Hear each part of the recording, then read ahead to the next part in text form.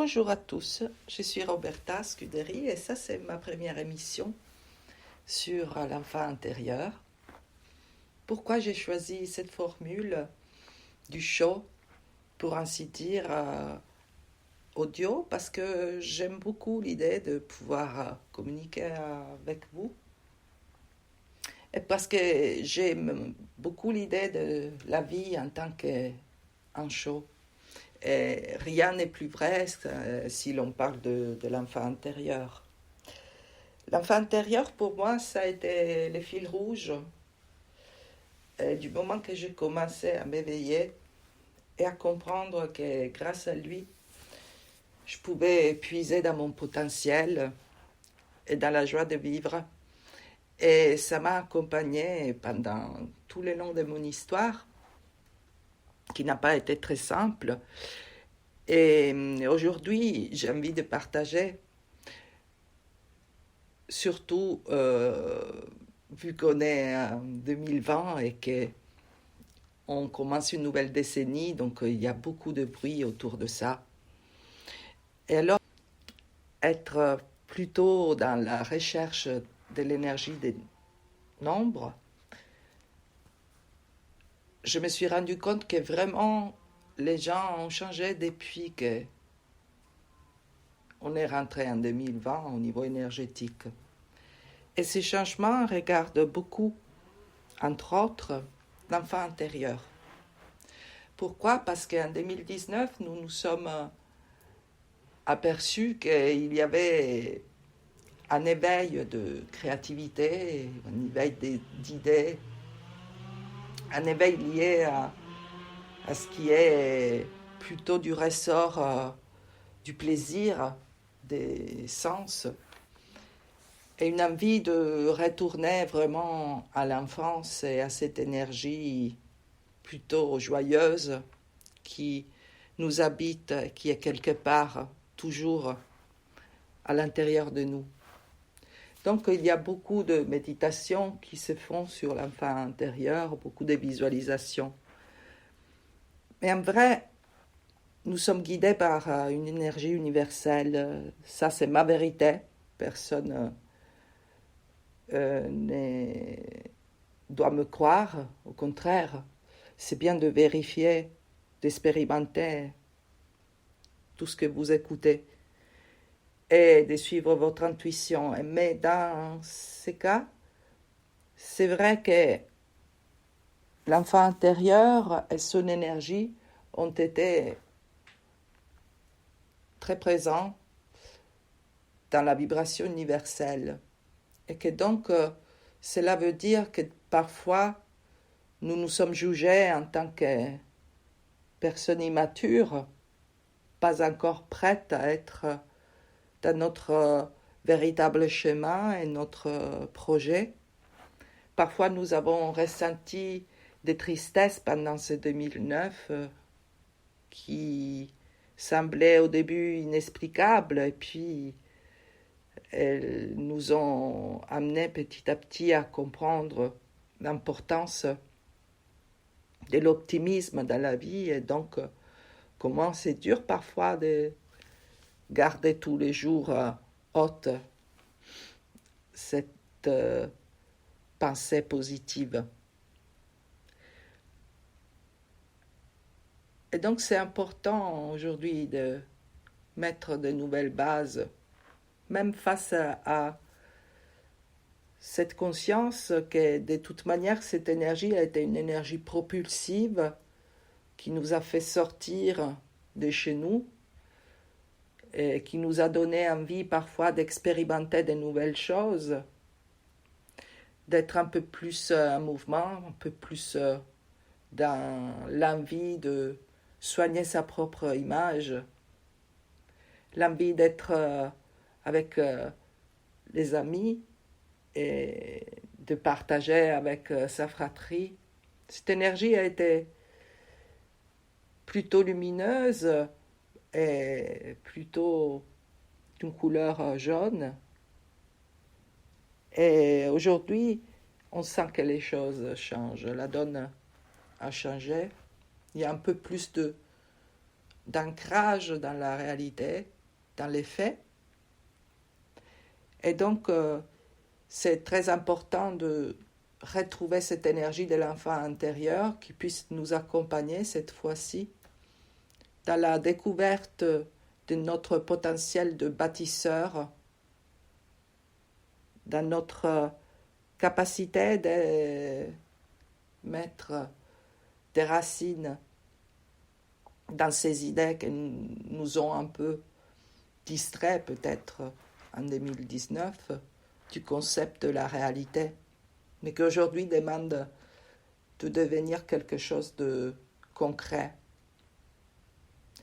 Et ça, c'est véritablement l'énergie du 4, qui est l'énergie universelle de 2020.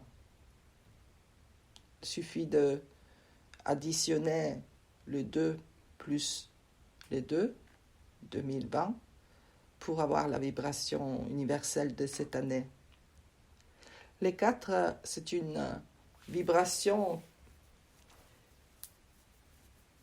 qui fait peur aux 3, mais dont les 3 a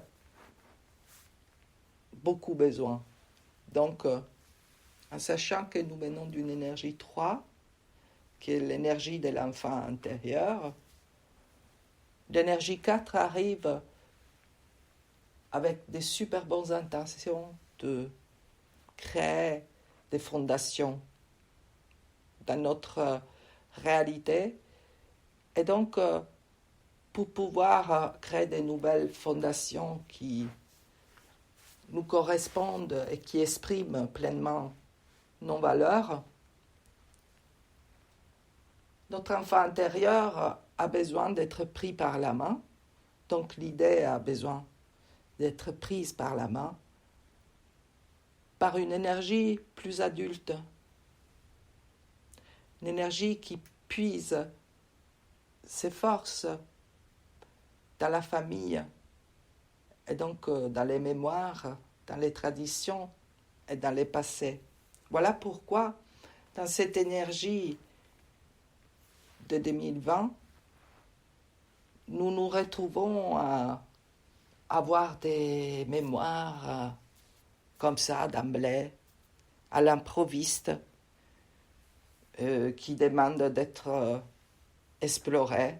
Allez-y avec votre enfant intérieur, rappelle-le, dites-lui de vous accompagner, qu'il y a un voyage à faire ensemble. Et donc ouvrez grand les yeux de l'intuition à ces cas-là. Laissez-vous guider par cet enfant et tout en conscience dans cette énergie des nouvelles fondations où ce qui est en jeu, ce sont vos besoins, le respect de votre personne et le respect de vos valeurs. Donc c'est très important d'être accompagné par l'enfant intérieur pour embrasser cette énergie qui va vers un lieu qui n'est pas un lieu de résidence, mais juste une visite, celle de la mémoire et du passé, pour se libérer des croyances qui limitent la réalisation. Voilà pourquoi l'énergie du 4 arrive après cette énergie plus enfantine du 3 pour poser les bases de cette créativité qui nous a poussé en 2019 à papillonner peut-être ou à être plutôt dans la socialité, dans l'échange, dans la communication. Et maintenant, il y a un besoin plus fort de se retirer pour explorer plus les méandres de nos vies passées, de notre généalogie. tout suit son cycle. Et le début d'un cycle comme 2020, nouvelle décennie, nous pousse aussi à ressentir fortement une énergie d'affirmation et donc d'autre part à nous confronter avec le monde de l'ego. Et c'est pour ça que l'enfant intérieur nous aide aussi pour sortir de la configuration de notre cerveau, et des 4 cerveaux principalement de notre cerveau principal plutôt. Et ces 4 cerveaux qui se disputent parfois, nous pouvons les apaiser avec l'énergie d'eux, donc l'énergie des douceurs, l'énergie d'écoute, l'énergie de la mer, en sachant que 4 c'est 2 plus 2. Donc nous pouvons bénéficier de cette énergie et donc ramener l'enfant intérieur comme résultat, donc la joie comme résultat de cette douceur, de cette écoute de nous-mêmes, pour apaiser les mentales, l'énergie du 4, qui autrement peut nous amener à avoir des peurs très fortes dans cette année. Donc l'enfant intérieur, elle connaît la peur, il connaît la force de l'échange, de l'expression et de la communication. Donc c'est très important de pouvoir cette année s'exprimer avec les mots justes, faisant attention à ce qui peut être un échange parfois trop direct, parce que c'est une année qui est assez réaliste et concrète, donc ça peut amener à une communication plutôt brute parfois, mais avec l'enfant intérieur, toujours en éveil, pouvant colorer des lumières, même nos échanges. Voilà pour aujourd'hui ce que je voulais vous communiquer dans cette première émission sur l'enfant intérieur. Donc, je demande votre indulgence pour tout ce qui vous paraît inadapté. Jetez-le. Si ça vous a plu, je vous invite à continuer à me suivre. Et je vous remercie déjà de votre attention. Merci et très belle journée dans les cœurs à tout le monde. Donc, je conclus juste en mettant la main sur mon cœur pour vous rejoindre tous ceux qui m'ont écouté jusque-là.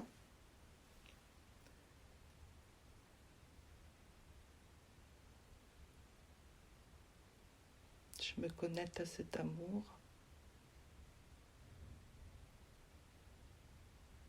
que nous sommes tous.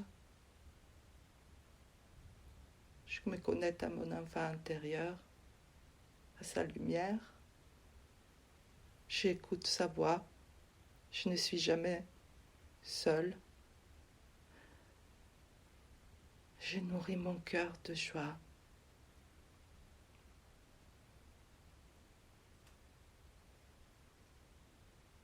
Et je vous attends la prochaine fois. À la prochaine. Au revoir.